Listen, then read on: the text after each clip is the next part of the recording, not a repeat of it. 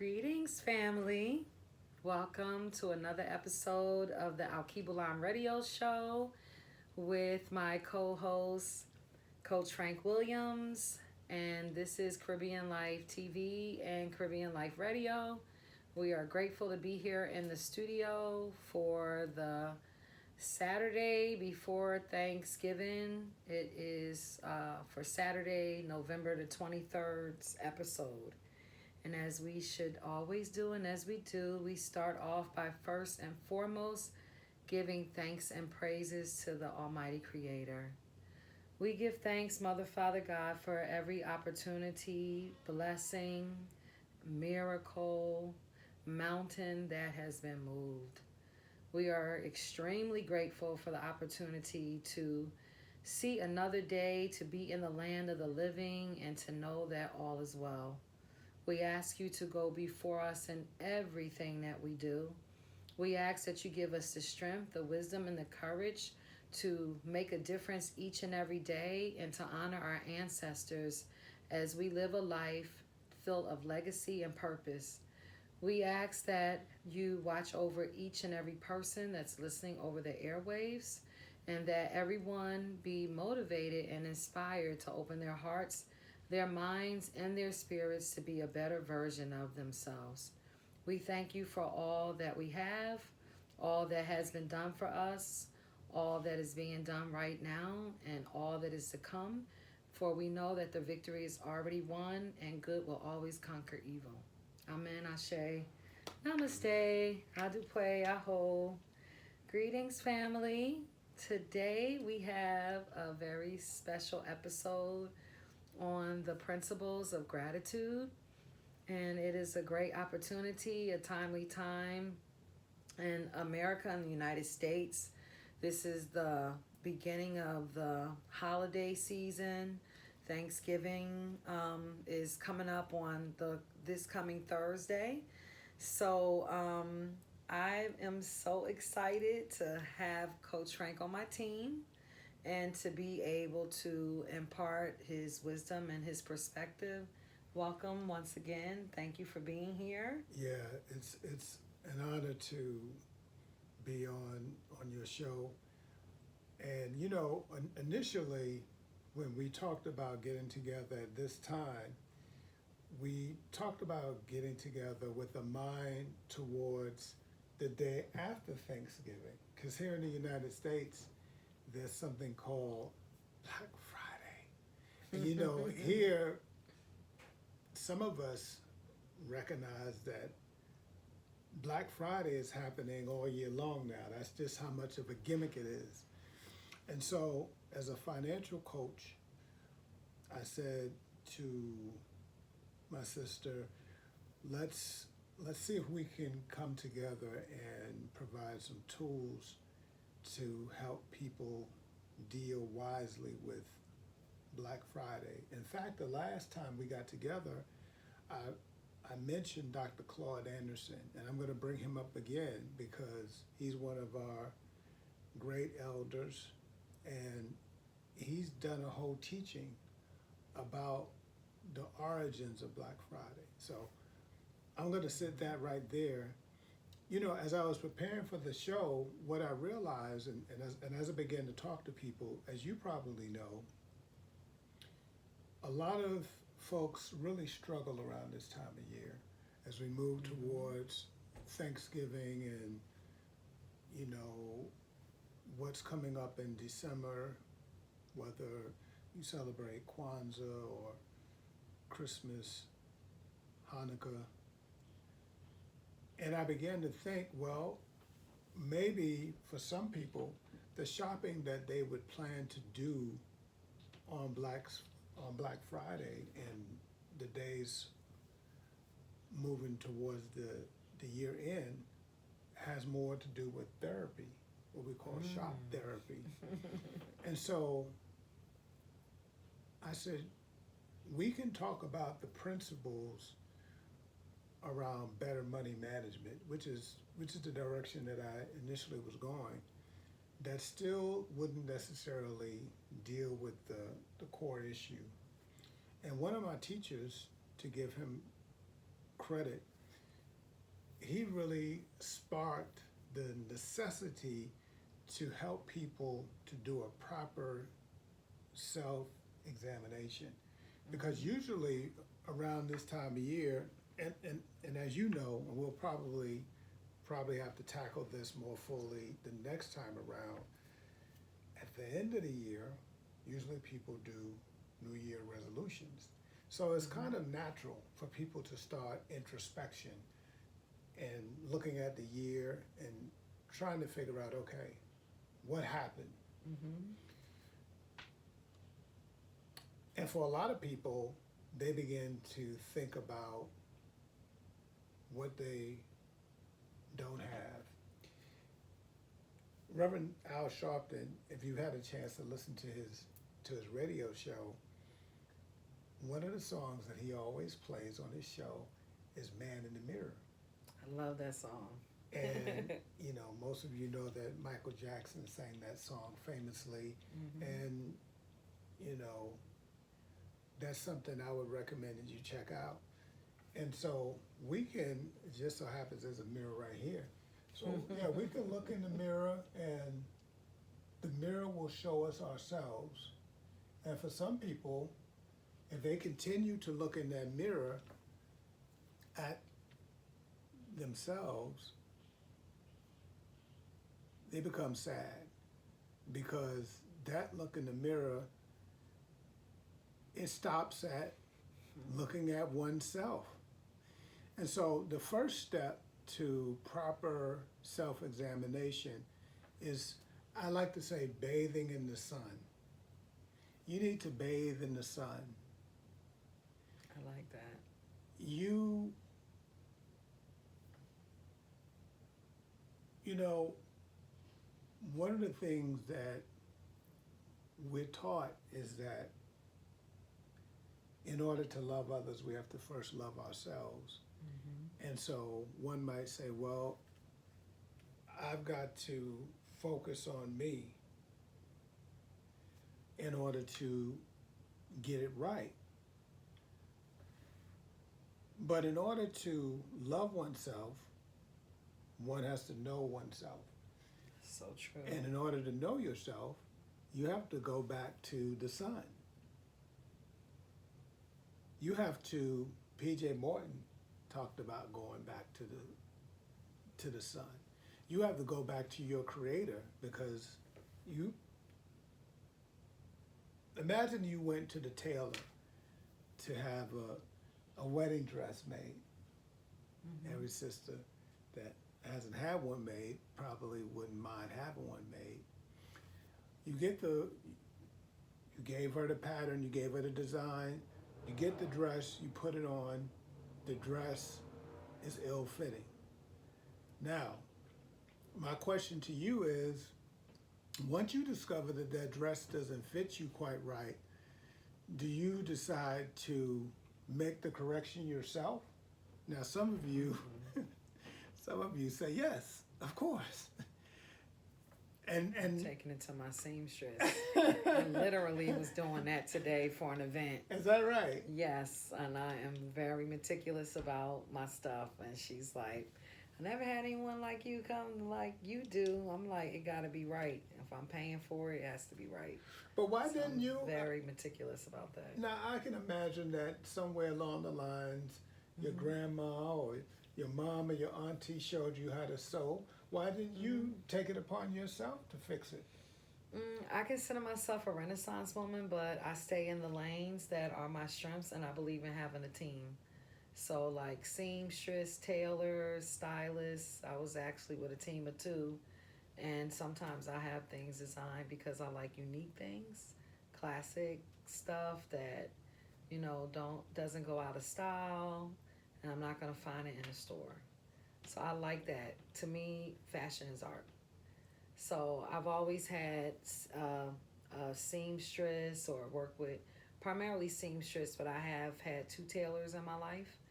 And my grandmother, she used to sew, and my other grandmother, she had somebody that always made clothes. So it's just a different touch. And clothing is not the same quality that it used to be.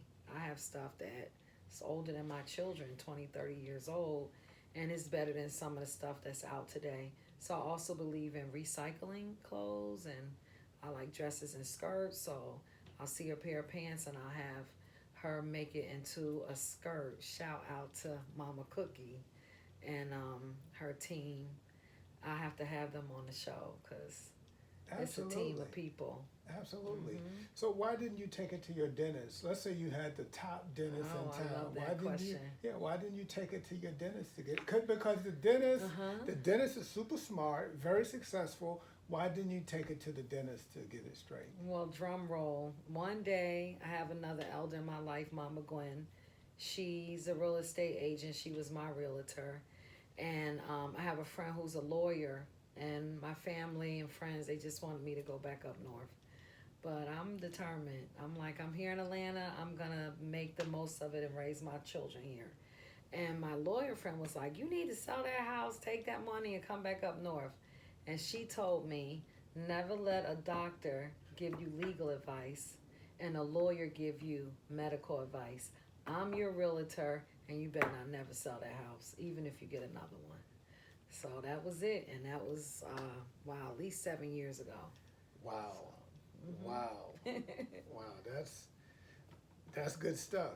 the That's good wisdom stuff. of our elders. That's good I stuff. listen to my elders. I'm not trying to be too grown that I can't listen. I said that today too. That's good stuff. And so that's a wonderful point, and that's the point that I'm making. For some of us, we've gotten we've gotten so detached from our Creator. And yes, you do Mm-hmm. need to take a look at in the mirror and figure out what's going on. But you know how you create a narcissist?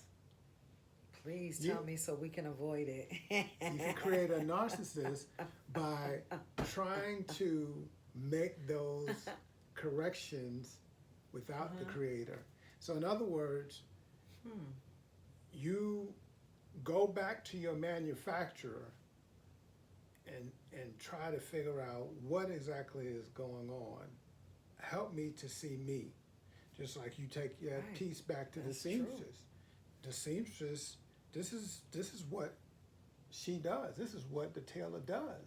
Mm-hmm. This is the person that created the outfit.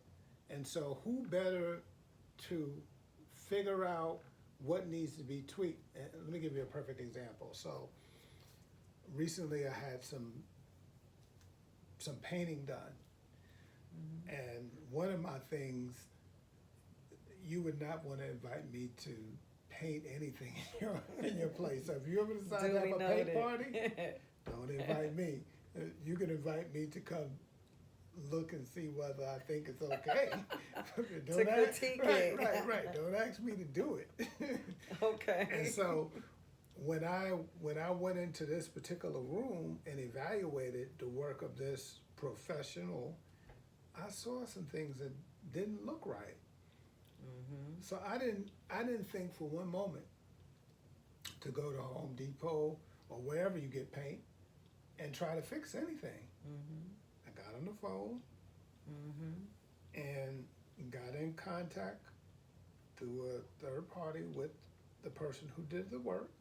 The person came and made an inspection and figured out what needed to be tweaked with his product.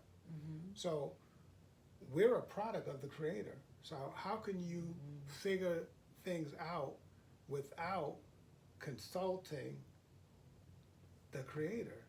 Let me take one more step, because part of the reason why this particular season, and trust me, we're getting to the gratitude stuff, but we have to deal with this part first.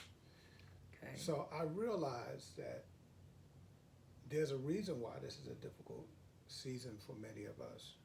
This is a painful time for people, especially if they experience very recent loss. That's true. And I get that. But when you experience loss, that's not the time to get buried in the darkness. Mm-hmm. Don't pull down all the blinds and stop answering your telephone. That's actually Yes. the time that you need the light to pour in. Mm-hmm. So don't Being around people. don't isolate. Communicate. That's I when like that. that's when you invite your girlfriends over, your guy friends. That's when you go bowling. That's when you Mm-hmm. surround yourself with family because And music. exactly the things that are going to uplift your soul. Because if you don't, you do. Now some people don't believe this because they got tricked, but there is an enemy of your soul. And so if you allow yourself to marinate in that darkness, Mm-hmm. the enemy of your soul is looking to drag you off Mm-hmm. into a deep depression. And so I beg you, make sure if you don't do anything else, if you feel like you're struggling, pick up your phone and call somebody. Don't don't try to don't try to do it alone because the people that care about you and the first trick during this time is that nobody care about you, and that's the narrative that the enemy of our soul will and I've been there, so I know exactly what that narrative looks like. No, don't. Even if you now look, even if you consider yourself shy, put yourself out there. If somebody doesn't invite you, you ask to be invited. Now, Mm-hmm. that's I know that's hard for some people, especially if they've taken on the title of being shy. Mm-hmm. All I'm saying is the way out of a dark place is by letting the light in. The thing that my teacher said, and by the way, Mother Mother Gloria said many years ago that the the portrait, if you wanted to frame a portrait of the most deeply depressed people, they are people who can't get themselves off their mind. Mm. They can't get themselves off their mind. So maybe for some of us, the antidote is to feed the homeless or go to a soup kitchen and participate. That Yes. that that that might be part of the solution. That But is a remedy. but I got one more. I've got one more. So what my teacher says is that for every time that you and I focus on our situation, our problem, whatever that Mm-hmm. problem might be, take 10 looks at the sun. Okay. For every time that you look at you and your situation, take 10 looks at the sun. And before long, you have a hard time remembering what that problem was. So when you say take 10 looks at the sun, Coach Frank, do you mean like go outside, do some sun gazing, or You tell me. What does it sound like? um well, I look at it figuratively because I feel like, we were always taught that it's important to be grateful because whatever you think is going on, it could be worse, and there's always someone who's worse off than you. And so it's like perspective, and also that, things don't always remain the same, that life is cyclical. You have hills and valleys. You go through these valleys, and the goal is to make it again to the top of the hill or the mountaintop. So when you say, take 10 looks at the sun, I would say, choose 10 things to be grateful for. I like that. And you know what? That's a great pivot because on the top, now I don't know why you chose the number 10. And this was, you know what? This was flipped this was flipped upside down. So there was no way for her to know that the number 10 was involved. Now, don't try to clown my handwriting. What does it say at the top? I see 10 and look at the screen. Oh, it went away. FLW's 10 Wow. Principles of Gratitude. Okay. Okay. So the first one is don't worry, be happy. Bobby McFerrin, we need the music playing.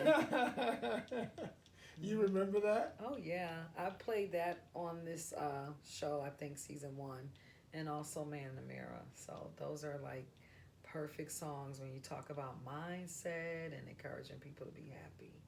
And that was a mega hit for him. Yes. Now, a lot of people might feel, I feel to a certain degree, that Pharrell reprised that song with Be Happy. And that song was a phenomenal success for him as well. Yes. Pretty amazing. Great songs to start the day with. Yeah, and so I wonder if the reason why those songs were so successful is perhaps that's a natural human pulse or rhythm. We desire to be happy. And so don't worry, be happy. Don't worry, be happy. It's a real simple concept, but for some of us, that's exactly what we need. Yeah. Have you ever ran into people who are the consummate worry warts? It doesn't matter what's going on, they are worried. Yeah, and they watch a lot of the news, and I'm like, maybe you need to turn on some music. So growing up, my mom used to say, do you want to be a warrior or a worrier?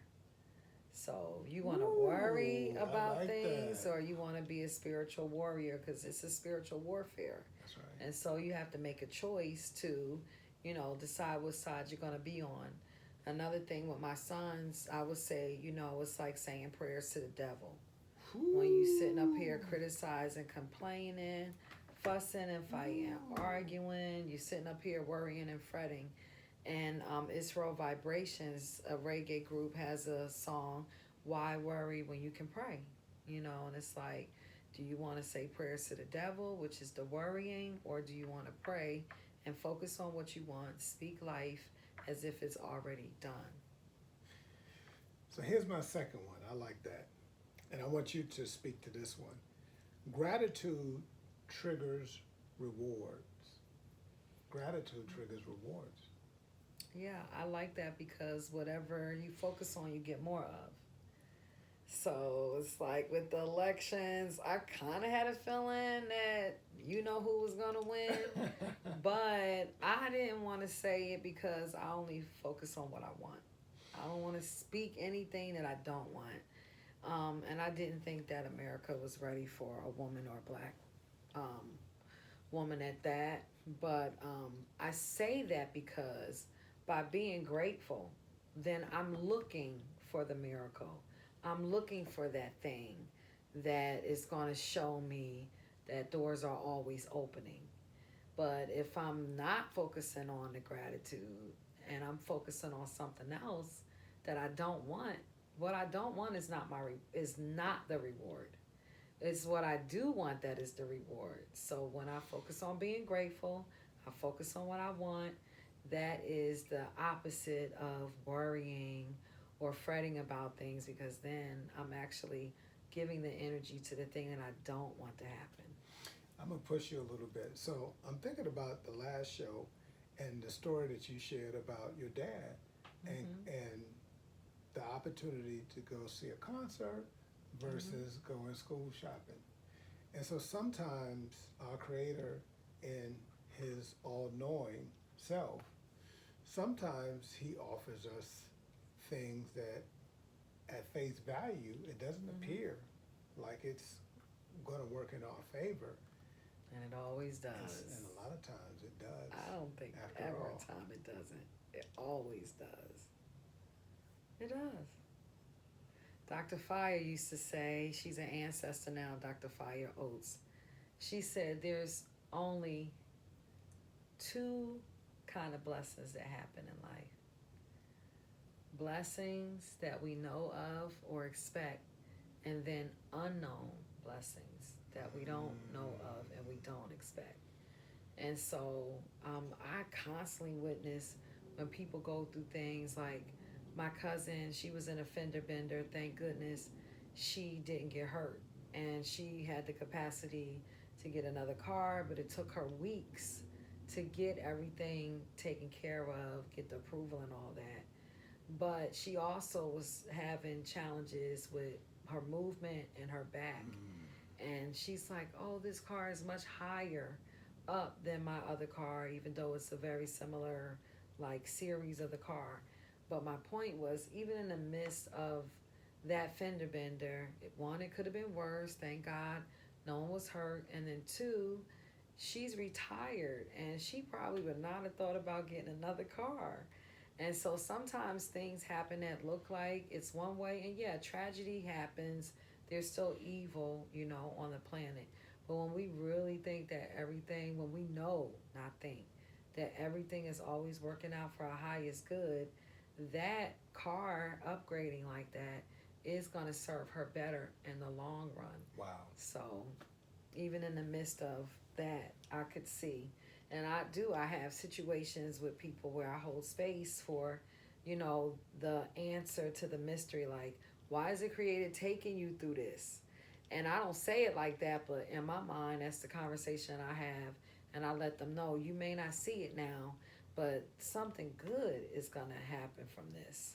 And I have examples, in the last 4 weeks of where I could look at a situation that someone shared, some kind of challenge they were going through, and we were able to look at it again and revisit and say, you know what, that didn't work out that way because you had other things that needed to be taken care of. I have a friend right now who, I was able to share that with her and encourage her, and it was true. And then when we were able to look, hindsight being 2020, I'm like, see, I told you that didn't work out for a reason, because if that would have happened, she would have been out the country. But she has some things that she needs to handle. So God put something in her way, which really wasn't in her way.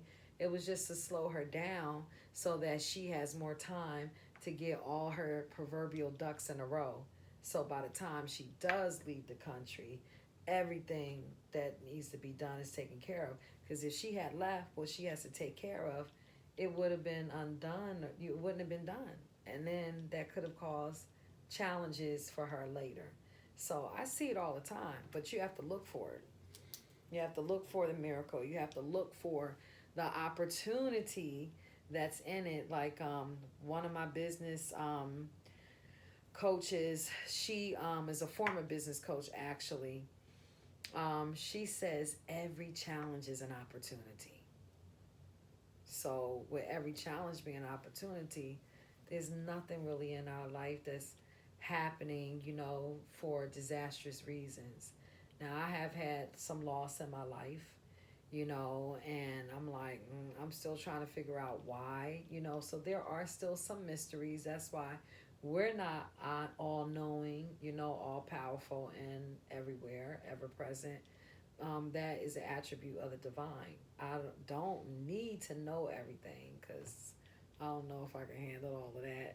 But at the same time, most of the things I claimed all, but yes, the majority of the things you can always see that silver lining later on if you're open to it.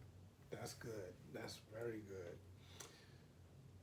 So here's another principle, and this is based upon a book that we're both fond of. It's found in Psalm 100, verse 4. It says, "Enter his gates with thanksgiving, be thankful to him, and bless his name." So I just want to focus on that first line, enter his gates with thanksgiving. Now, usually when we hear that,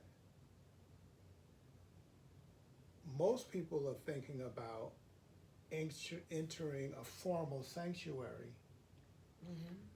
But if he is everywhere, Yes, all the time. if he's everywhere, if he's omnipresent, Mm-hmm. then we should always, every time we step out or step up, or our feet hit the floor, we should be giving thanks. Yes, prayer without ceasing. Yeah, yeah. And so, and actually, I never looked at this way until I wrote it down. I said, wait a minute, those gates are not just the formal sanctuary. It's not just the mosque. It's your bedroom. Right. It's wherever you are when you do that. And the Rasta community, we call our home. You know, when you come into the gates of Zion, you know, your home is your sanctuary. So definitely, the gates is proverbial for wherever you know have that place. Even your mind is considered to be your heavens. So it's like your sanctuary is even your peace of mind. It's not always the physical form. Absolutely, absolutely. Gratitude changes your altitude. Number 3. Now this is number 4. Oh, wait a minute. Can you review 1, 2, and 3 real quick? Just drop them. Number 1 was don't worry, be happy. Yes. Number 2, gratitude triggers rewards. Yes. Number 3, enter his gates with thanksgiving. Okay. And now we're up to number 4. Gratitude changes your altitude. What do you think about that one? Yes. When I was a school teacher, there was a poster that was very common, and it says, your attitude determines your altitude, which simply meant, you know, you will go as far as your mindset allows you to. So if you have an attitude of gratitude, it's going to raise your vibration. And, you know, in the metaphysics world, in spiritual alchemy, it's always discussed that one of the cornerstones or building blocks of manifesting anything good in your life starts with gratitude. Wow. And there's a multi-billionaire, someone interviewed him years ago, and, you know, people are always interviewing folks who have the vestiges of secular success. And I like how you said that. The question. The vestiges of secular success. I knew you was going to get on that. Supercalifragilisticexpialidocious. I knew you was going to get on that. I love That's that. That's probably why I said it, right? I love that. So he said that he expresses gratitude every single chance he gets. In other words, we're talking about maybe 20 times an hour or more. Every chance his mind is locked in on gratitude. So he's constantly talking to his creator, expressing thanks. Oh, thank you for this cup of water. Yes. Oh, thank you for this. It's a good reminder. It seems to be working out for him. He's a multi-billionaire. Yes, yes. I definitely believe in being thankful. Some people, when I was again in the classroom, I guess because that's when I was working with like more people, but they're like, you always saying thank you. Yes, it's important. So I love that. Recently, I read, I don't know if I mentioned it on a previous show, but I read that if you write down 3 things that you're grateful for every day for 21 days, you can actually rewire your brain. And that's a family challenge that I have a goal for with my family. Repeat it again. If you do what? If you write down 3 things every day that you're grateful for, and you do it consecutively for 21 days, you can actually rewire the brain. So the naysayers, the complainers, people who may not be in that category, but they're dealing with depression, anxiety, and stress, it helps you to manage and rewire that. That is good. And anyone listening to us can write 3 things. Yes, that's a good tool. 1, 2, 3. 3. That's all. 3. The power of the Holy Trinity. That's good stuff. Mm-hmm. Okay, you're going to like this one. I like them all. Give it to You're me. going to like this one. And I'm not going to ask you to comment on this one. We're just going to let this one hang out there. All right, I like that. This is number 5. Mm-hmm. Thanks is naked without the giving. Ooh. Thanks is naked without the giving. Yes, it's better to give than to receive. How could I not comment on that? I knew you was going. I said, look at her. She can't help herself. Just one sentence. That's it. Toastmasters moment. Now you're gonna like this one too, because this statement, this particular principle is gonna take us back to, I can't remember if we had this conversation on camera or off camera, but Okay. you're gonna like this one. Thankless. Let me say it this way: the thankless are the poor among us. Well, I truly believe that being rich is not just about how much money you have in the bank. And I feel that I know many people who are rich in spirit. Oftentimes, we need to remind each other of that. And so I can see when we talk about being rich in spirit versus poor in spirit, what that could mean or, imply in that statement. Can you repeat it again? Mm-hmm. Because I can see you trying to help certain people out, but it's the statement is definitive. The thankless are the poor among us. Period. Well, yeah, I think of people who say, I'm broke. I'm broke.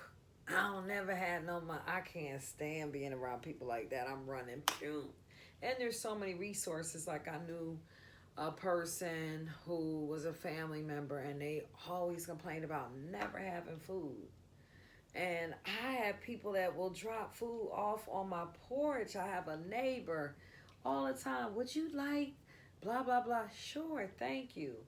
And when my mom passed away, one of the things that we did to support us in our grief was a food rescue ministry where we would get the food from like Trader Joe's and Costco's and go into neighborhoods that we consider to be food deserts, which means that they don't have real supermarkets where they have produce. There's, no urban farming being done. They really don't have access to fresh fruits and vegetables. And we would go into the community and do that work. And it felt so good. And even my children would admit that. And it helped us with our grief. So when you were saying how go volunteer, go help someone, always try to help people when you feel, down and out and low because it helps to lift you up. But I mention that because I never have a problem with, I have access. And I also help other people when they are, saying that they need resources. So a person who says, oh, food is so expensive. I never have any food. And I don't like when people are stingy with food. You come to their house, you can't even get a glass of water. You're like, we have rules of engagement. You don't eat in front of other people.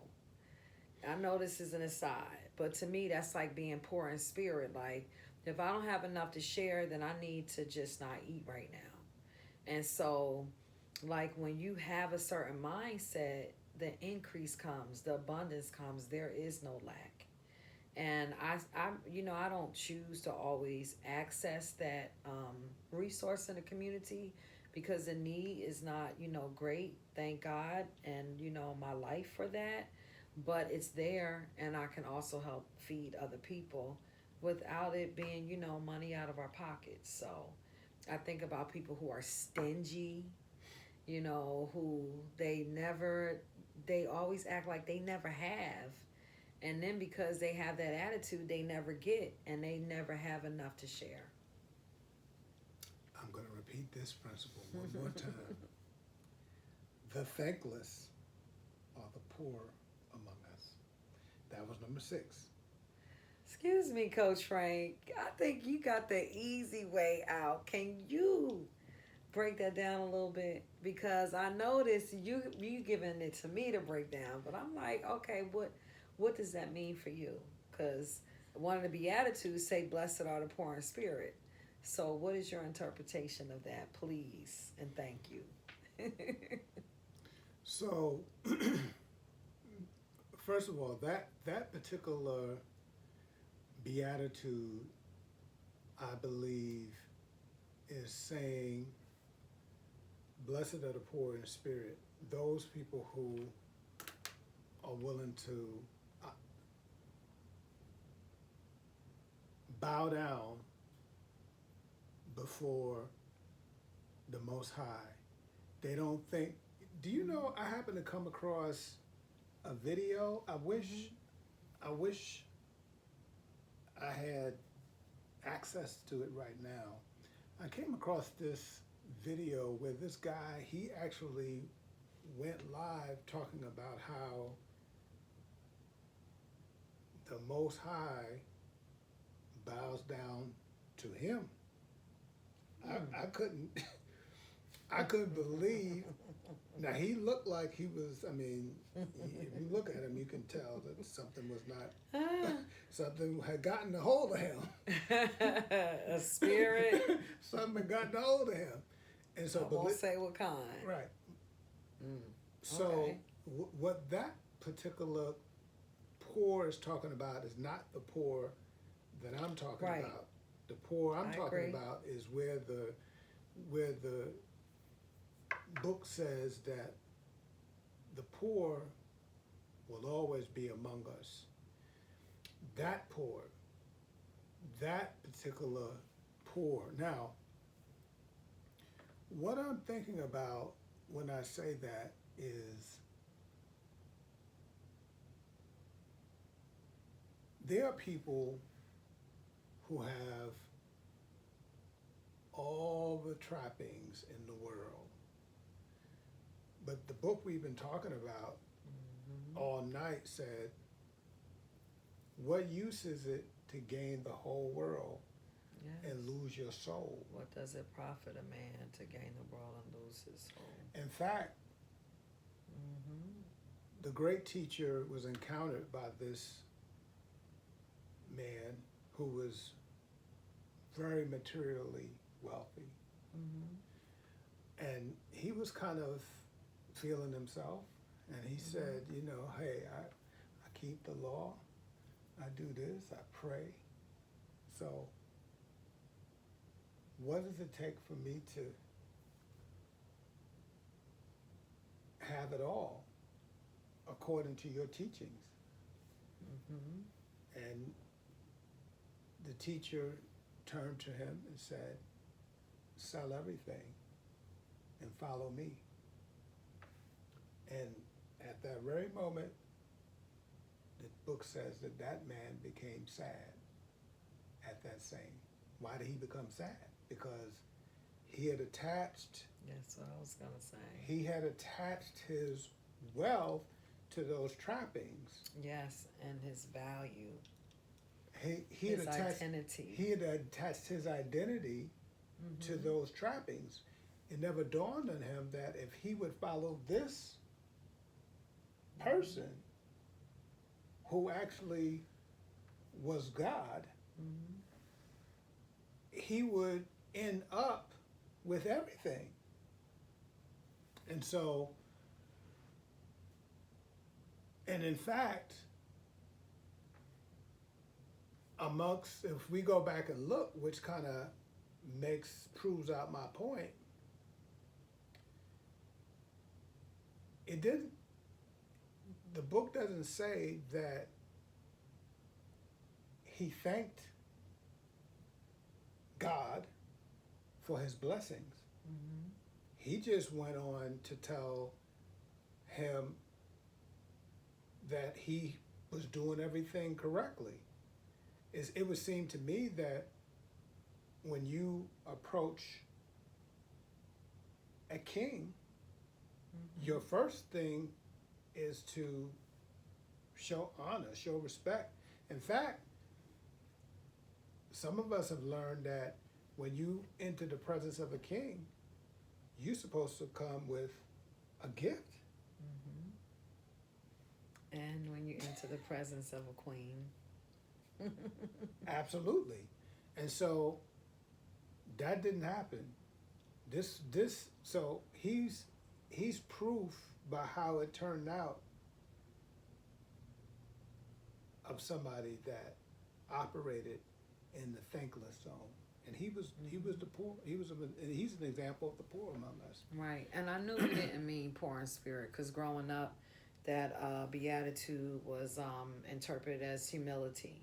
Blessed are those who are humble in spirit, for they shall inherit the kingdom of God. And Absolutely. so, with that being said, when people are studying scripture, there are different translations, Sure. as we know. Sure. And so, sometimes in the context, one word can mean something different.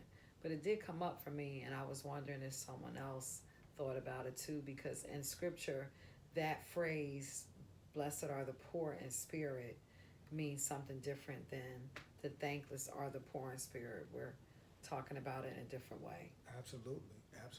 And so just remember, and you know, even with Thanksgiving, I've heard stories of people who will show up at the feast empty-handed. Yeah, that's a no can do. I mean, completely empty-handed. All they've got is their Not stomach. even a bottle of juice. You say all they have is their All they bring is stomach. their stomach. What about that Tupperware dish? You mean the Tupperware dish to fill up? Yeah, they're gonna eat and take something to go, and then they don't have anything to bring you. Yeah, coming empty-handed that's again, something that we should consider. Our upbringing and our values, like how you show up. And another thing, I know this is an aside, but I have a pet peeve about when people bring food. Leave a little bit of that food at the house. Whatever you bring, that is for the host and the hostess. You're not supposed to take the leftovers with you. It's a no can do. Wow.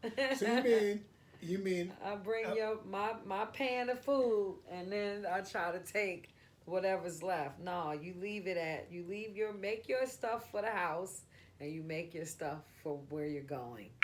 Wow. And I'm then glad you said leave. that. Yeah, you leave whatever it is. Some people know, some people don't. Yeah, I'm glad you said that. Yeah, it's kind of like a gift to the host and the hostess.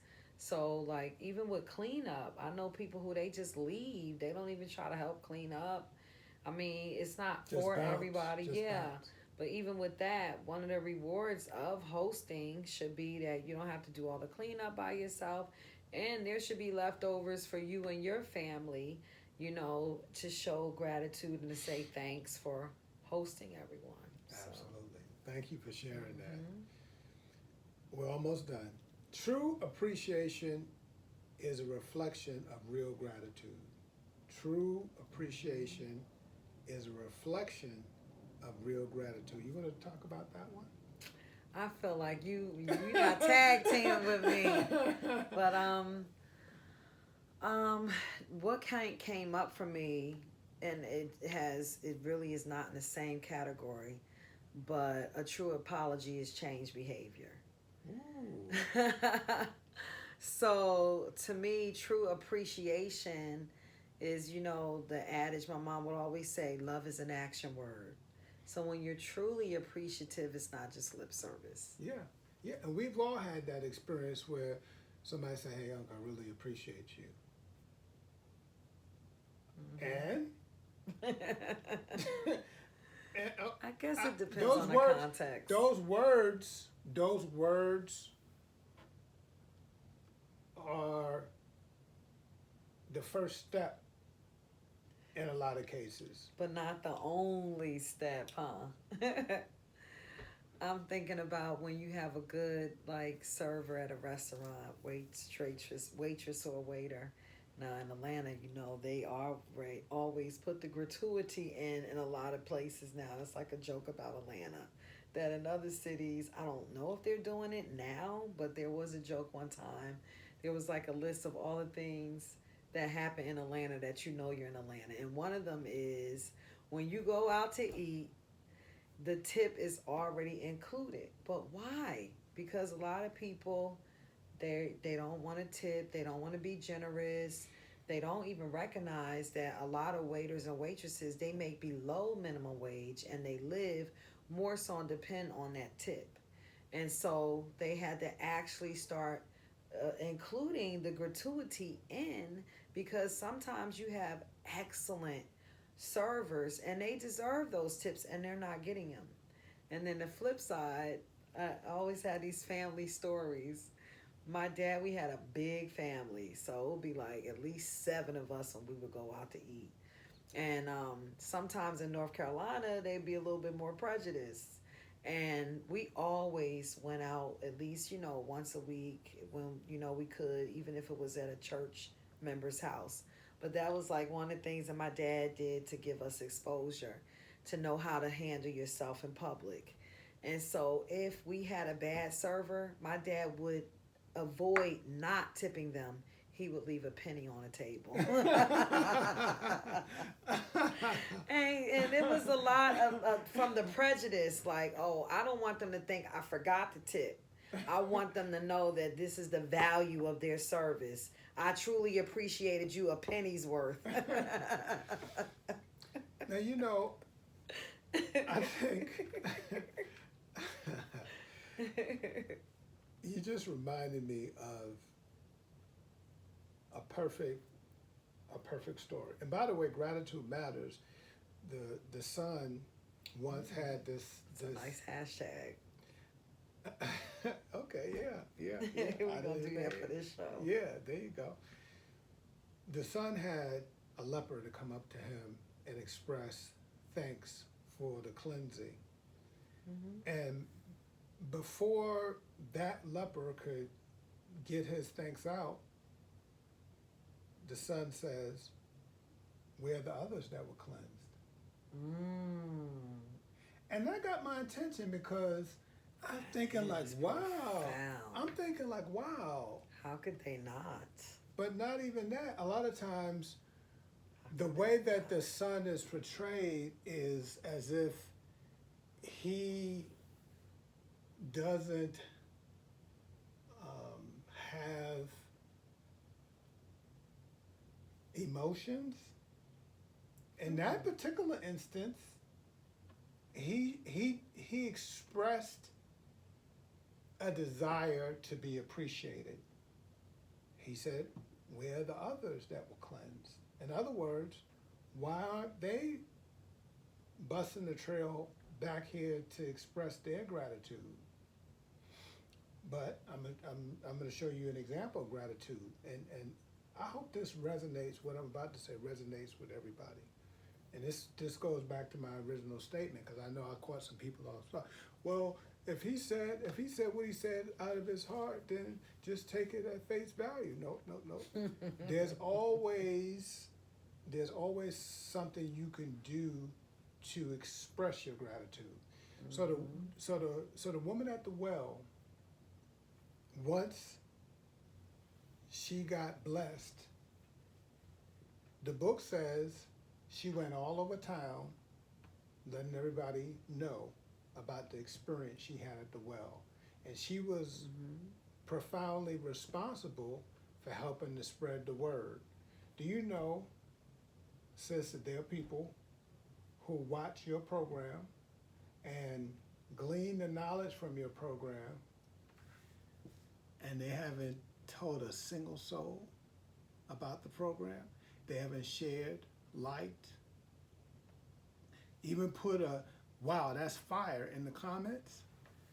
Okay, so we're gonna change that today. That don't cost anything. Yes. That don't cost anything. And give thanks for those who do. Mm-hmm. You see what I'm saying? Actually share. That don't cost anything. Just some time and energy. Just a little bit of energy. You're right. Because guess what? That's true. Some of those same people who won't take a little bit of energy to express that tiny fraction of gratitude, let there be some crazy that was said. And it'll go viral. Well, that's why it's important for us to spread the good news and have positive black media. I won't say anymore. Thank you for bringing that out. Please like and share and follow us. This is Caribbean Life Radio and Caribbean Life TV. We are found on Facebook, Instagram, and YouTube. You're going to like this one. Love requires gratitude. Absolutely. Yes. Yes. The greatest of these is love, out of faith, hope, and love. So love is the building block for everything. And love requires gratitude. So, and it's funny, I just happened across this video. This couple, it seems like they were having a disagreement. And it turns out that the guy was expressing concern that he had gone out and, bought all this stuff to grill, came home and grilled it, and after he had bought the stuff and grilled it, he thought that as a show of gratitude, somebody would have said, and this kind of corresponds with what you were saying earlier, somebody would have said, okay, well, let me grab these dishes. Let me jump on these dishes. I knew you were going to say that. Reciprocity. I cook, you clean. No. Those dishes just sat there and looked at him and said, you going to do something about this? Next time, bring the paper plates.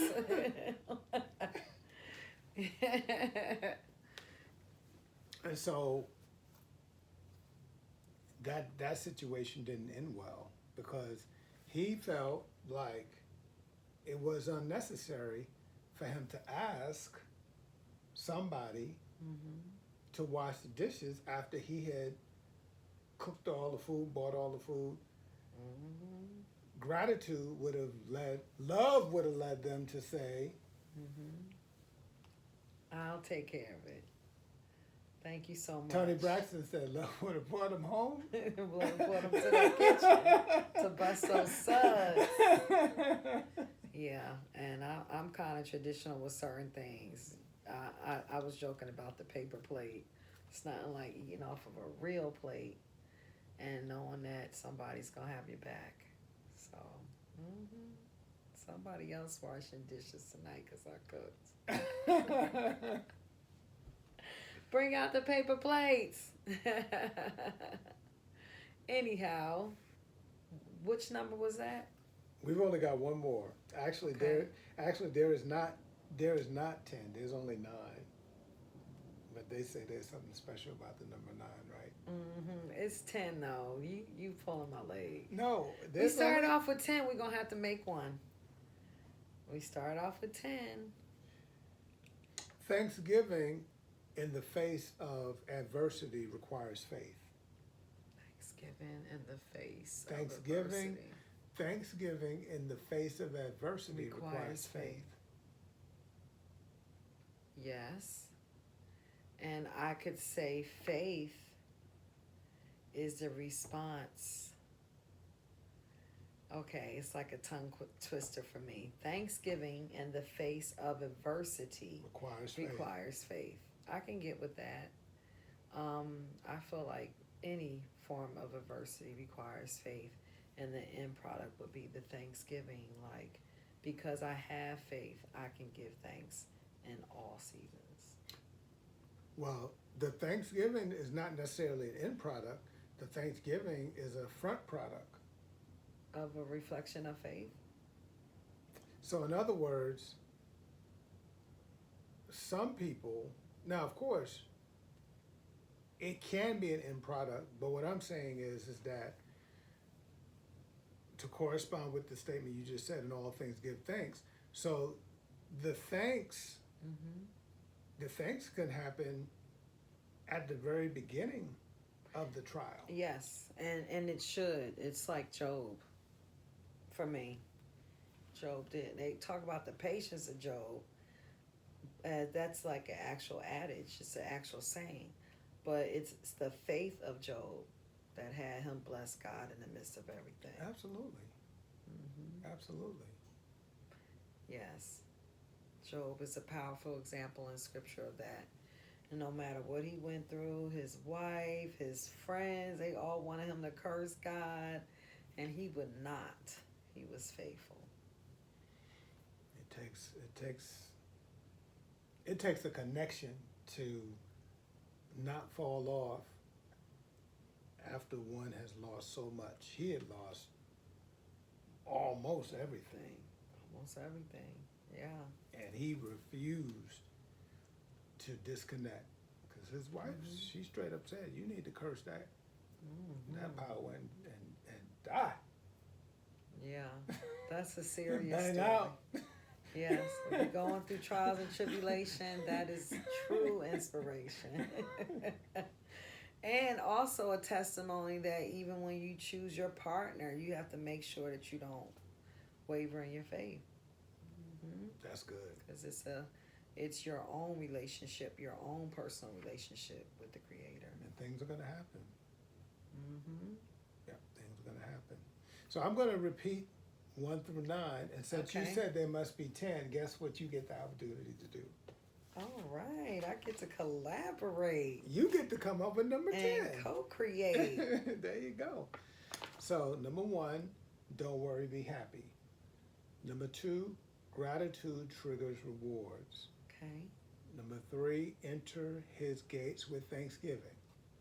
Number 4, gratitude changes your altitude. Mm-hmm. Number 5, thanks is naked without the giving. Number 6, the thankless are the poor among us. Number 7, true appreciation is a reflection of real gratitude. Number 8, love requires gratitude. Number 9, thanksgiving in the face of adversity requires faith. I wish the soul brothers were in here to play the drums for this number 10. Yes, they multitasked and went to the next thing. I feel like I've been put on the spot like that. You couldn't have told me that all night from the beginning. What's new? To come up with number 10. You the one Everything is about getting the download. Yeah, you hunkered down and said, "No, we need 10." So yes, we do. Okay. We started off with that number, so I would say, in reference to gratitude,